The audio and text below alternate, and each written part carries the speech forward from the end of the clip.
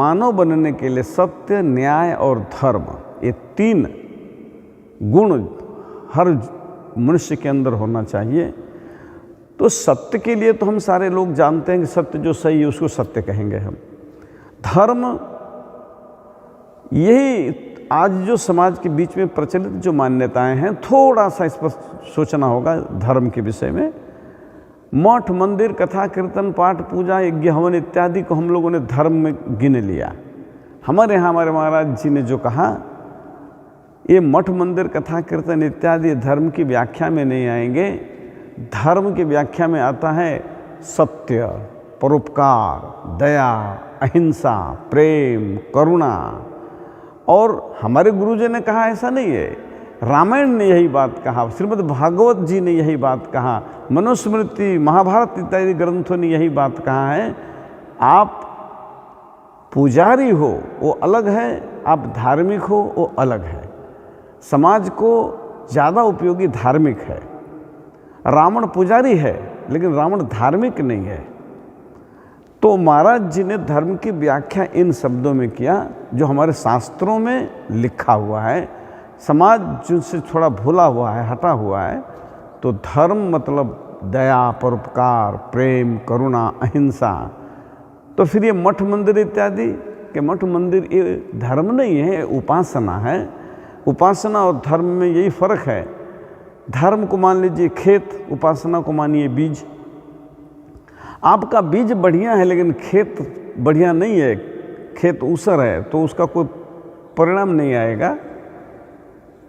आप पूजा खूब करो लेकिन आपके पास में सत्य नहीं है, आपके पास में दया नहीं है, आपके पास में सेवा नहीं है, आपके पास में अहिंसा नहीं है, तो वो आपकी उपासना उतनी आपको लाभदायी नहीं हो पाएगी, जैसे ऊसर में बोया हुआ बीज बेकार चला जाता है।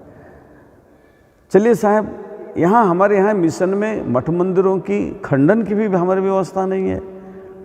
वो इसलिए आपका खेत बहुत बढ़िया है लेकिन बीज तो कुछ बोना पड़ेगा आपको।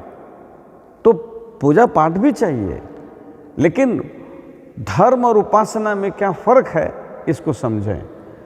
और सबसे रचनात्मक जो काम रहा है वो रहा है न्याय वाला। हमारे महाराज जी ने जो भगवान के आदेशानुसार कहा, स्थानीय न्याय, सस्ता न्याय, शीघ्र न्याय, सही न्याय। गांव घर में, देहात में मिल करके जो लोग पंचायत के माध्यम से जो न्याय करेंगे, उनको पता है कि क्या सही है क्या गलत है। तो जो बात हम कोर्ट कचहरी में साबित करने में हमको बड़ा ही समय लगता है और वो भी संभव बहुत सी बातें नहीं हो पाती हैं, लेकिन गांव घर में जो हमारे पूर्वजों के यहाँ पंचायत पद्धति थी, इस तरह से मिल बैठ कर के समाधान करोगे तो जो गरीब आदमियों को न्याय मिलेगा, सताए हुए को जो न्याय मिलेगा, उससे जो उसको राहत होगी, उसके आत्मा को जो प्रसन्नता होगी, वह परमात्मा के पास हमको और आपको ले जाएगी। इसको कहते हैं परोपकार। परोपकार के बहुत सारे रूप रहे हैं। भूखे को भोजन कराइए, प्यासे को जल पिलाइए, किसी रोगी की दवा करिए, कपड़ा नहीं उनको कपड़ा दीजिए, ये सारे रूप हैं। आज का जो समाज है, आज देखा जा रहा है कि अन्याय का जो बोलबाला है, सामाजिक क्षेत्र का अत्याचार, राजनीतिक क्षेत्र का भ्रष्टाचार और धार्मिक क्षेत्र का अनाचार। जो अनाचार सही बात नहीं है, उसी की बोलबाला है। बाहरी आडंबर है, धर्म के पर्याय बने। इन सब बातों के तरफ समाज का ध्यान आकृष्ट करना और लोगों को जागरूक करना, तो न्याय। हमारे गुरुजी के शब्दों में, परोपकारी धर्मात्मा बिना साधन तप के भी परमात्मा को प्राप्त कर लेता है।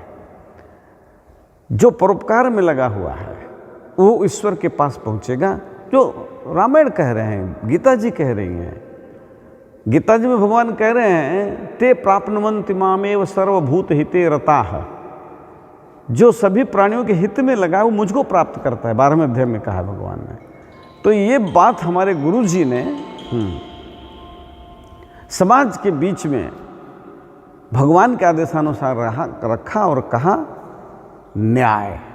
तो न्याय के लिए गांव में जाना, लोगों को इकट्ठा करना और उनको संस्कारवान बनाना कि आप सत्य के आधारित जीवन जिए, धर्म के से प्रेरित होकर के किसी के भला के लिए सोचिए और न्याय के द्वारा आप वह प्रैक्टिकल रूप में पाइए और ईश्वर के पास पहुंचने का आपका सुगम मार्ग हो जाएगा। महाराज जी का एक दूसरा वाक्य था, जो दूसरों को सुख पहुंचाता है परमात्मा उसे ही सुख देते हैं। तो यह है हमारे मिशन का रूप है और यह आश्रम जो है वह भगवान के इच्छानुसार महाराज जी को निमित्त बना करके बनाया हुआ है। यह दिव्य आश्रम साधु संतों के साधना की भूमि और समाज को जागरूक करने की भूमि के रूप में है। यही हमारे इतिहास है इस आश्रम का। और